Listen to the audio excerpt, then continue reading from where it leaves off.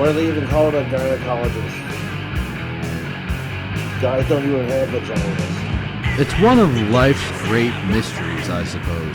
You know what's not so mysterious, though, is what we'll be talking about this week on episode 278 of Radio Free Innsmouth. So today, we're going to be talking about death metal! With a substantially less than normal level of hack fraud shenanigans. Because this episode's about Morbid Angel, one of the greatest death metal bands of all time, and about whom just about everybody has an opinion. Morbid Angel album tier list. If only for the purpose of setting up where this episode's going to be going. First album, Altars of Madness. Second album, Blessed of the Sick. Both are perfect. Absolute, whatever the best tier is, that's where those albums are. Hoo-ah! Covenant. Third album, also awesome. Right below Altars and Blessed. Oh yeah, baby, like the big ass cigar. Domination. The fourth album, garbage. This guest is terrible. Don't even try to deny it. Man, that was my first album. It helped me get into death metal. Yeah, there's a reason for that. Because it's dumb music for babies. Literally took the only bad part on Covenant. Bow to me faithfully. Bow to me. And just stretched that out for a full album. Look, there's some riffs on Domination I like, but overall, that album's kind of a turd. And Morbid Angel themselves agree with me. A year after that album comes out, they put out their first official live album. It's only got one song from Domination on it. Just saying. Oh, busted! Next album, Formula's Fatal to the Flesh. Go! One of their best. Put it probably in the same tier as Covenant, maybe even edging into Altars and Blessed territory. Superb comeback album. After that, Gateways to Annihilation. Like, it's listenable, it's enjoyable, but it's like, I think other bands are better to listen to? Like, it's fine. Certainly better than Domination, but not really one of my favorite albums. 너는 산이야 바다야? Okay, fine, we'll jump the gun a little bit. Illud Divinum Insanus. This one is a bit of a mistake. I think a lot of people are getting confused. It's actually not a Morbid Angel album. You see, tragically, sometime in like 2009, everybody in Morbid Angel actually like died or mysteriously vanished or something. And then the record label like got together a bunch of clones or imposters or something and put out whatever the heck Illud Divinum Insanus was. Very tragic, very similar to what happened to Sepultura around 1992. It's weird how all these bands die in unreported bus crashes right before the bad album comes out. Bang! You're dead! Hopefully someday we can get to the bottom of the mystery surrounding these occurrences, because there ain't no way you're gonna convince me that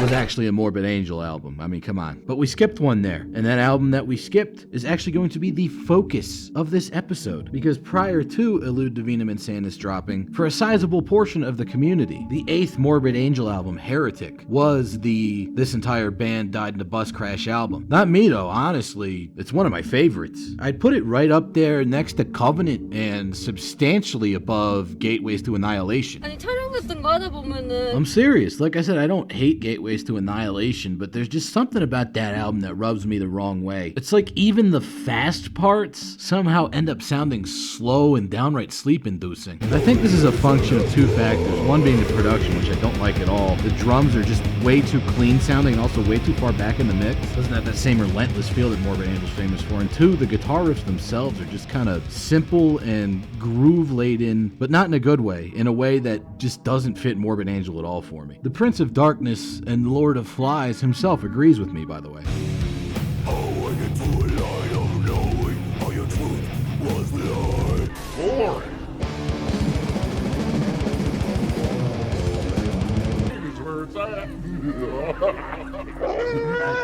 If you look up any interviews that Trey Azagthoth, the main mind behind Morbid Angel, gave between the absolute nadir of Domination and the return to form with Formula's Fatal to the Flesh, the initial mission statement of the revitalized Morbid Angel of the late 90s was to create music that preserved that chaotic spirit of creation present on Altars of Madness and perform that music with updated production in the style of Covenant. And if that's the case, I really don't think Gateways nailed that at all. Heretic, however, I mean, the production obviously is a little wonky.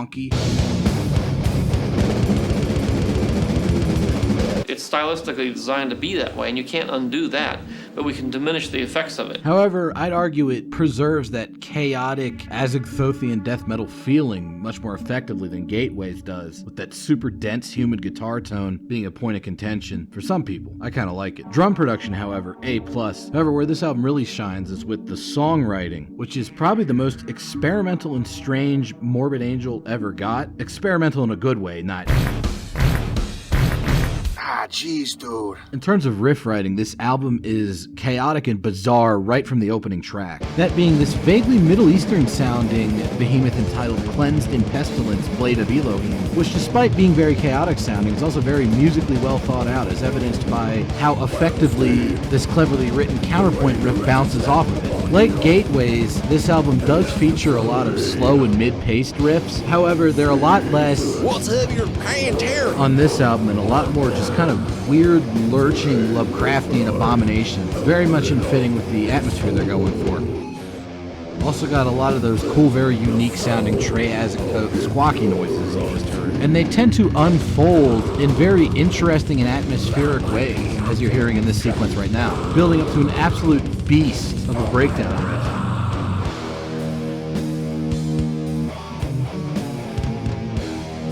Maybe this is just a personal thing for me, but I can't get enough of this man making weird noises with his guitar. And like every Morbid Angel album, even the bad ones, the lead guitar on this is fantastic.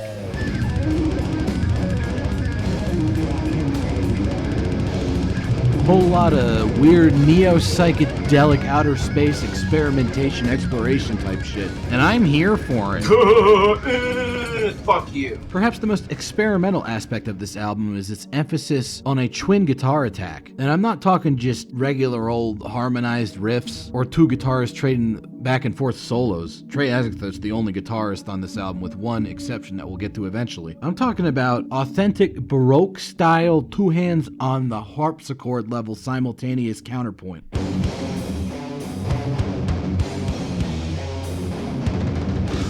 So you can hear the left channel and right channel guitars playing completely different riffs that somehow manage to interlock perfectly. And this sense of musicality keeps up even when they change the riff up slightly and start adding vocals to it. But to keep it all from getting too dense and academic, they can also slave the guitars together, tie them up a little more, and go into a more normal sounding for Morbid Angel groove riff. But even then, if you pay attention, the guitars aren't doing exactly the same thing in both channels. That big, noisy, trebly guitar sound actually helps you pick out all of those idiosyncrasies. And they can drop in the guitar solo, which actually links up with the music to create a third level of simultaneous melodic counterpoint before jumping into some even more complex twin guitar riffage. Like what's going on right now, this is dense even for Morbid Angel. I would almost hazard to guess that either of those guitar parts in isolation would sound like nonsense, but when they're linked up together, somehow it actually manages to sound very musical.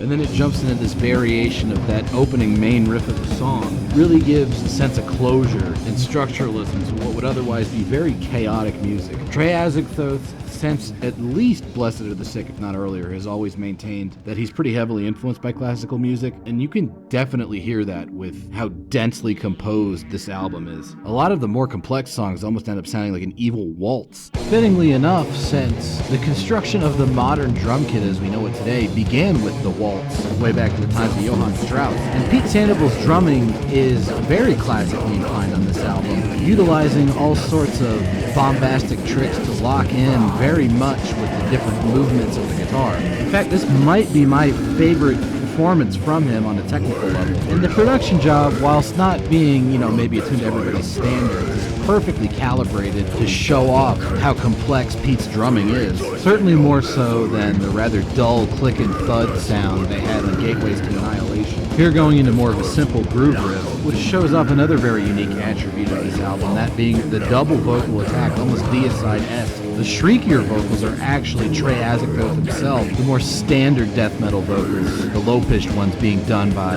Steve Tucker, the bassist.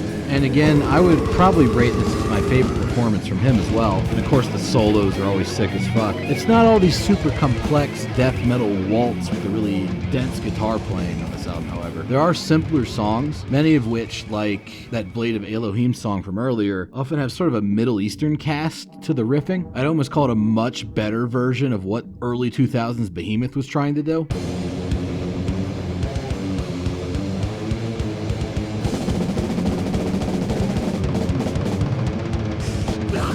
Here's another good example of Triazic-Thos vocal performance. Again, maybe not the most standard death metal vocal performance, but I kind of like it. And it bounces off of Chris Tucker's lower vocals very well. The drumming here is fucking bonkers. Perfectly locked in with the riff changes, one of which is right here.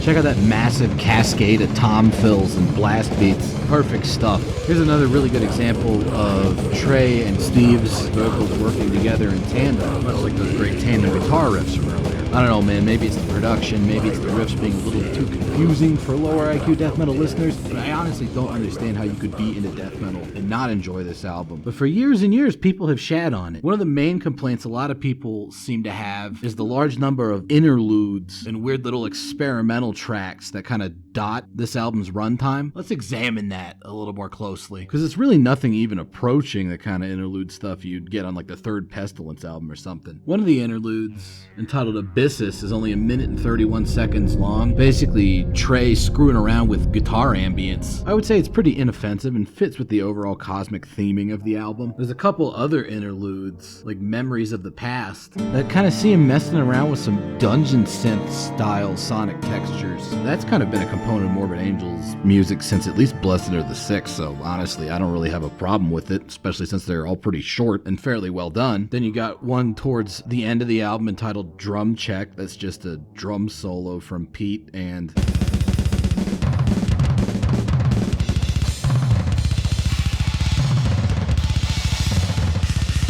if you got a problem with that, again, I question why the hell are you even listening to death metal, dude? That's just awesome. Fuck off, loser! Go home, you're drunk! Then you got another one right at the end of the album that's just a Triazic-Thoth guitar solo. Oh wow, I sure hate those. In fact, my copy of Heretic comes with a second disc simply entitled Bonus Levels that features every guitar solo from the Heretic album presented in isolation, as well as a bunch of extra little guitar solos. And I think that's the best way to look at all these interludes, because most of them are pretty short and they're all kind of clustered at the end of the album. It's just kind of like, you know, a little something extra for you to listen to that might be kind of cool. Or you can just skip it. The sole exception to this would be the song Place of Many Deaths, which, yeah, I could see why people might not like this one.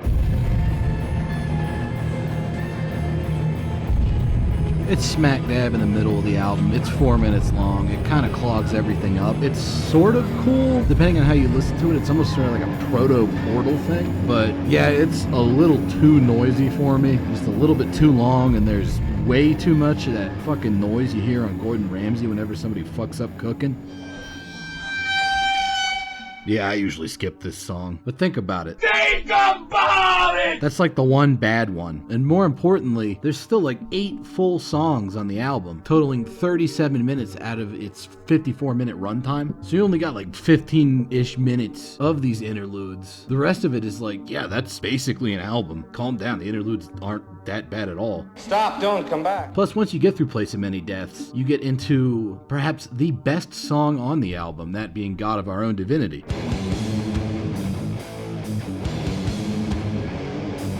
Featuring a main riff that is most triumphant. Excellent! In its majestic pomposity. And when the vocals kick in, they start doing some wacky guitar layering and shit like this one right here. Another one of those creeping riffs like you might have heard on some of the earlier waltzier songs.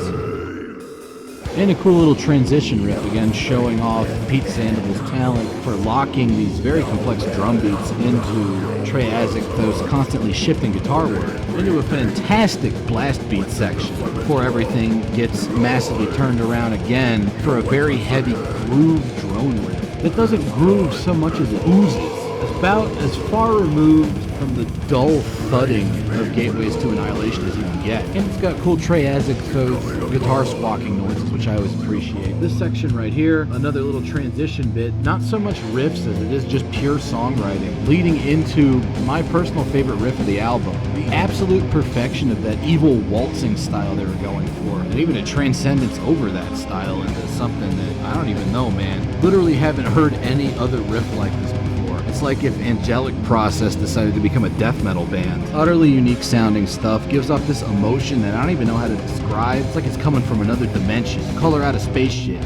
And that continues as we head back into a repetition of the main riff with this absolutely monstrous, noisy triassic toad lead line over it. But the real reason I wanted to play this song for you is coming up right at the end here, as the vocals finally fade out. We get a guest appearance, to my knowledge the only guitar guest appearance on any Morbid Angel album. And it's from Colonel Sanders himself, Carl from Nile. This is actually why I bought this album, maybe only a year after it came out I heard it. Because it had Carl on it, and Nile was my first death metal band. Morbid Angel might have been, I don't know, 5th or 6th. So yeah, there's probably some nostalgia into why I love this album so much too. Is my nostalgia a little bit more valid than people who got into Morbid Angel through Dominations? Yes. My source for that claim is I made it the fuck up. It was revealed to me in a dream. I don't know, it's my show. I'll do what I fucking feel like. Son of a bitch. Whoo! Nah, but for real though, this album's dank as shit, and people should listen to it more. Did it influence the death metal scene of its day at all? I don't know. I've seen plenty of people claim that Mithras's later sound is influenced a lot by it. And yeah, there was a big change between the first and second Mithras albums, where they did start utilizing a very Heretic-esque guitar sound and overall feel to the music, where the guitar sound has a lot more of a sense of color to it, for lack of a better word, and the drums do this really interesting lock-in thing. Plus there's plenty of weird squawky noises. However, these albums both came out in 2003, and actually the Mithras album only came out less than a week after Heretic, so unless you're telling me you managed to write a masterpiece of an album like Worlds Beyond the Veil within less than a week, I don't think Heretic was much of an influence on them. Maybe some of the later stuff though. What about the second Morbid Angel comeback album after the Illud Divinum Insanus debacle? Stop it. Get some help. I mean, they even got Steve Tucker back on vocals for Kingdoms Disdained. Maybe they decided to build off the Heretic style a little bit.